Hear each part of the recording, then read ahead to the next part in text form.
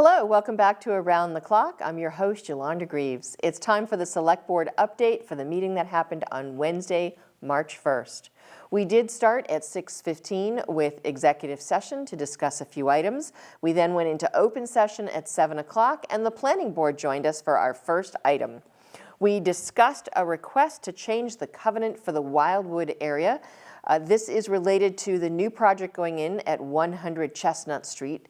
In the old covenant that was originally signed and approved back in 2002, the developer was only allowed to build 100 units per year. And as these were townhomes, it felt that it was best to slow and keep that a steady pace. What's happening now is 100 Chestnut Street is a 174 unit apartment building, and they need to be able to build it all at once. So through some discussion, we have decided to update the covenant so that they can do all of their construction at once. From there, we went into old and new business. Based on some things that have happened with the Planning Board, we as a committee reviewed our common viticular license. These are licenses for people who are food providers. And we typically do the renewal on an annual basis. And we just reviewed our process for how we do new licenses. And we've made some tweaks to that. It'll come back to our next meeting and we'll approve it at that point. We then discussed the creating of the property restriction working group. As the town purchases property, a lot of the times we have to either put open space restrictions or conservation restrictions or some kind of restriction on the property.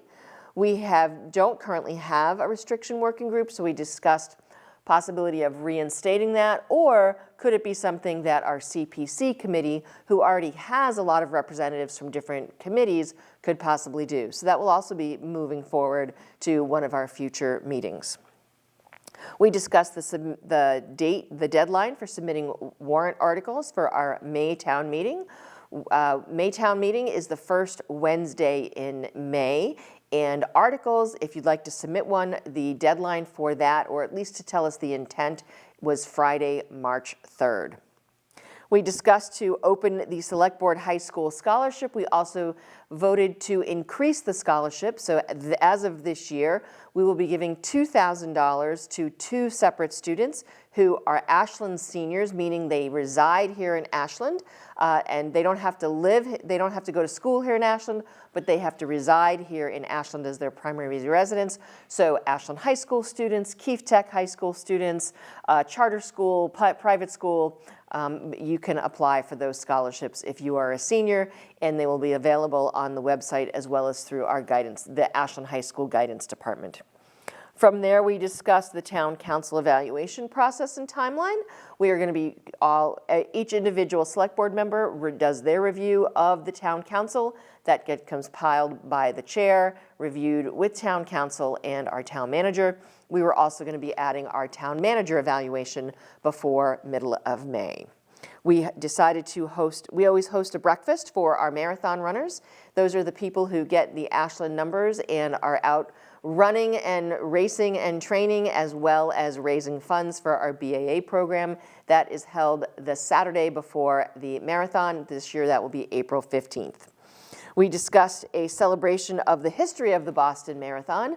This year marks the 100th anniversary that the last marathon started in Ashland. So in 1823 was the last time the Boston Marathon started in Ashland, and the 26.2 Foundation out of Hopkinton is having a celebration, and they invited some of us from Ashland to go and help celebrate that. We had a discussion about the quiet zone. Our quiet zone is on the TIP, which is the Transportation Infrastructure Program. It was on for 2024 due to some funding. It's being looked to be pushed out to 2025. We are going to allow that because not all of our design work is done, and it takes a little while to get the design completed. We then discussed hosting a volunteer breakfast, and we are potentially going to be doing that on May 6th. So all volunteers who are either appointed by the Ashland Select Board or are elected are invited to that. We approved our consent agenda, and then we went into our priority projects. Downtown, again, under the railroad tracks is just about done. They're not digging anymore. Also, the weather has sort of stopped some of the work. As weather improves and things can get done, you'll start seeing a little more work on some of the roads and some of the streetscapes. Also, what's happening is we are working on the connections from underground to the buildings.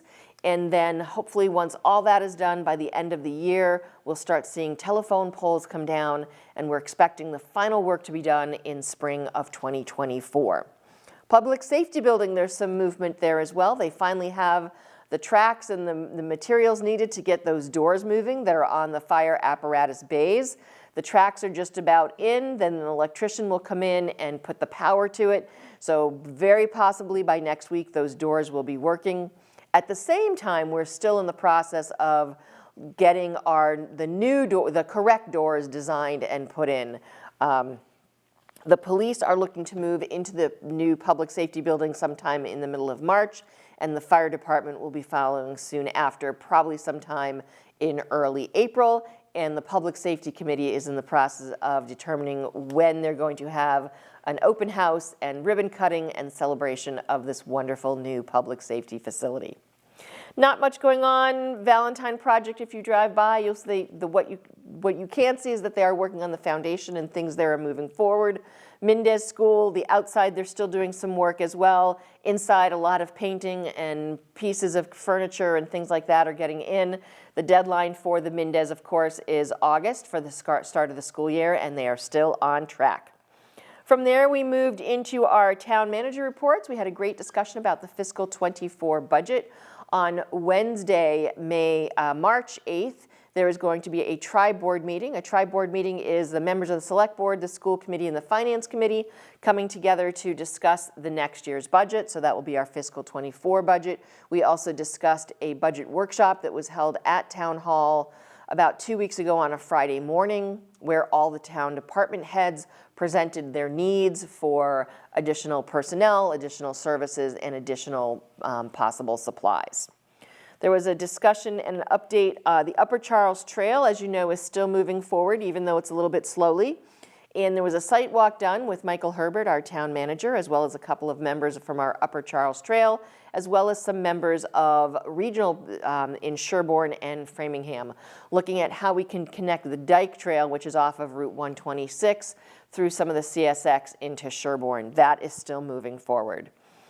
We had some graffiti incidents in town. We had some at Stone Park. We had some in the town forest. Our police department has identified some of these individuals who have done this, and they are in the process of trying to resolve this. If you see something, say something. If you see a student, or not a student, if you see someone creating graffiti, take their picture, give it to the Ashland Police, because it's important that we keep our buildings clean and safe. And that was the meeting for March, let me check the date again, March 1st. The next meeting will be on Wednesday, March 15th. Thanks for watching the Select Board Meeting Update.